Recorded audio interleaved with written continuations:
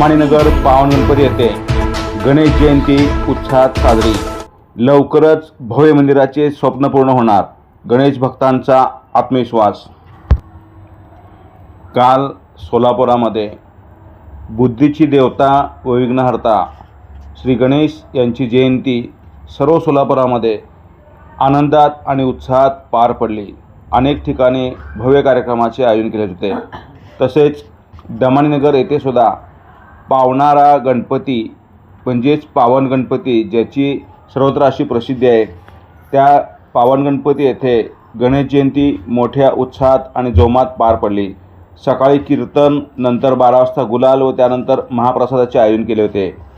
गेल्या जवळपास 15 ते 20 वर्षापासून तेथील मंडळ गणेश भक्त मोठ्या जोमाने आणि उत्साहाने काम करतात। यावर्षी सर्वच गणेश भक्तांनी उत्साहात गणेश जयंती साजरी केली। आज पावन गणपतीची स्थापना 1974ला झाली। त्यानंतर 2002 पासून कायदेशीररित्या त्याचं रजिस्ट्रेशन आणि ट्रस्टची स्थापना करण्यात आली आणि नंतर 2016 पासून हळूहळू त्याची वाटचाल सुरू आहे, मंदिराचं नियोजन सुरू आहे, अशी माहिती दत्तभक्त श्री जगू भोसले उर्फ अण्णा यांनी दिली। गणेश जयंतीनिमित्त येणाऱ्या सर्व भक्तांना हार्दिक शुभेच्छा। त्यांच्या जीवनात सुख शांती समृद्धी लाभो, तसेच त्यांना नक्कीच यश प्राप्त हो, अशी माहिती श्री गोपाळ माने यांनी दिली। 2016 साली जेव्हा अतिक्रमण होतं, ती जागा जी होती ती अतिक्रमणाच्या मध्ये येत होती, त्यामुळे त्याचं व्यवस्थितपणे नियोजन करून 2016 साली ती जागा अतिक्रमण मुक्त केली। म्हणजेच सगळ्यात महत्त्वाची गोष्ट म्हणजे ती जागा 45 लाखाला बाजूची जागा विकत घेतली आणि तिथं दमाणीनगरमधील जे दानशूर आहेत त्यांनी सुरुवातीला प्रथम 11 लाख रुपये भंडारी साहेबांनी दिले आणि त्यानंतर आता हळूहळू त्या मंदिराचे मोठ्या भव्य मंदिरात रूपांतर करण्याचे नियोजन सुरू आहे। मंदिराबरोबरच इतर सुविधा यांचा विचार सुरू आहे। असे भव्य मंदिर होणार की सोलापुरात एकच नंबर मंदिर होणार। खास करून मुंबई, पुणे, सांगली, सातारा म्हणजेच महाराष्ट्रातून जे दत्तभक्त येतात, गाणगापूर, अक्कलकोट, पंढरपूर, तुळजासाठी, ते जेव्हा भक्त येतील त्यावेळेस त्यांनी आवर्जून पावन गणपतीला भेट द्यावी, असं त्या मंदिराचं आमच्या नियोजन असणार आहे। सर्व गणेश भक्तांचे नियोजन, त्याचबरोबर त्यांची जिद्द आणि आत्मविश्वास, यामुळेच आज मोठ्या प्रमाणावर येथे कार्यक्रम राबवले जातात आणि महाप्रसादाचे आयोजन केले जातं। महाप्रसाद म्हणजेच अन्नदान, म्हणजे सगळ्यात हे पुण्याचं काम आहे। महाप्रसादासारखं पुण्य कुठलंही नाही आहे, अशी माहिती गणेश भक्त श्री बालाजी चौरे यांनी दिली। दमाणीनगर येथील सर्व भक्तांचा आत्मविश्वास, जबरदस्त इच्छाशक्ती आणि जिद्द, यापुढे बाकीच्या काही अडचणीसुद्धा आपोआपच नतमस्तक होतील आणि महत्त्वाची गोष्ट म्हणजे त्यांचं स्वप्न लवकरच पूर्ण होईल, असं चित्र जवळपास स्पष्ट दिसत आहे। आणि जस्ट कॉल मी न्यूज 24 सोलापूरच्या वतीने त्या सर्वांना शुभेच्छा दिल्या। त्याचबरोबर त्यांच्या मंदिराचं स्वप्न लवकर पूर्ण हो, ही गुरुदेवदत्त चरणी प्रार्थना करण्यात आली। आपण पाहत आहात जस्ट कॉल मी न्यूज 24 सोलापूर। आज आपण दमाणीनगर येथे गेल्या अनेक वर्षापासून जी गणेश जयंती साजरी होत आहे, त्या गणेश जयंतीच्या इथं आपण आलेलो आहे। बुद्धीची देवता गणेश जे आहे, सुखकर्ता आहे, विघ्नहर्ता आहे। आज बऱ्याच दिवसापासून इथं गणेश जयंती साजरी होत आहे। तर तिथले जे आहेत महत्त्वाचे जे लोक आहेत, तिथले जे उद्देशाचे लोक आहेत, ज्यांनी किती दिवसापासून साजरी केली, काय केली, त्यांना आपण त्यांच्याशी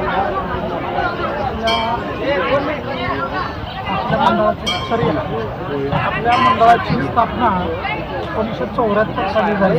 त्याच्यानंतर 2002 पासून आपण या मंदिराचं पुनर्निर्माण आणि स्थापना करण्याचं प्रयोजन केलं, त्याचे रजिस्ट्रेशन केलं, ट्रस्ट केली आणि 2016ला आपण या जागेमध्ये खरेदी केली। अशा पद्धतीनं आपल्या ट्रस्टचा कारभार आतापर्यंत चालत आलेला आहे। सगळ्यात महत्त्वाचं सांगायचं म्हणजे सोलापूरमध्ये गणेश जयंतीला प्रसाद वाटप हे आपल्या मंडळाने सर्वात प्रथम सुरू केलं। अशा पद्धतीचं एक वैशिष्ट्य या मंडळाचं आहे। अनेक उपक्रम, सामाजिक उपक्रम आपण राबवतो। पावन गणपती मंदिरामध्ये नित्यनेमानं धार्मिक कार्य आणि गणेश चतुर्थीला मोठ्या प्रमाणात भक्तगण इथं नियमित प्रमाणाने येत असतात आणि सर्वांची इच्छा आकांक्षा या गणपतीमध्ये गणपती आल्यानंतर पवन गणपतीच्या आशीर्वाद पूर्ण होता सर्वांचा चांगला अशा प्रकारे अपेक्षा आहेत. तर या निमित्त सर्व गणेश भक्तांना गणेश जयंतीच्या हार्दिक शुभेच्छा व्यक्त करून दमाने नगर पावन गणपतीत राहतो. 2000 मध्ये आम्ही गणपतीचं अतिक्रमणमध्ये रस्त्यात होतं मंदिर. त्यानंतर 2016ला ह्याचा निकाल आला हायकोर्टाचा, अतिक्रमणमधून मंदिर काढण्यात असेल म्हणजे कुठले मंदिर असो मस्जिद असो कुठले हे. त्यावेळेस आम्ही एक 10-15 जण मिळून गोळा झालो. सुरुवातीला भंडारे साहेबांकडे गेलो, अशी अडचण आहे त्यांच्या कानावर घातली. त्यानंतर यांनी 11 लाख रुपये यांनी स्वतः दिले मंदिरासाठी. त्यानंतर बंडोपन चव्हाण मामा आमचे, त्यांच्याकडून 20 लाख रुपये घेतले जागा खरेदीसाठी. आणि आसपासच्या आम्ही सगळ्यांनी मिळून 10-15 लाख रुपये गोळा करून अशी 45 लाखाला ही जागा घेतली. जागा घेऊन मग हे मंदिर बांधायचं आणखी स्वप्न आहे ते चांगल्या प्रमाणात अपेक्षा आहे. आमच्या सगळ्यांच्या तुमचं सगळं स्वप्न लवकरात लवकर पूर्ण होईल. आणि मी गुरुदेवाच्या चरणी गणेश चतुर्थी प्रार्थना करतो की आमच्या दमणनगरमध्ये भव्य मंदिर व्हायला पाहिजे, होणारच. आणि तुमचं स्वप्न लवकरात लवकर पूर्ण हो असे सगळ्यांना हे करतो. धन्यवाद. दिगंबरा दिगंबरा श्रीपाद वल्लभ दिगंबरा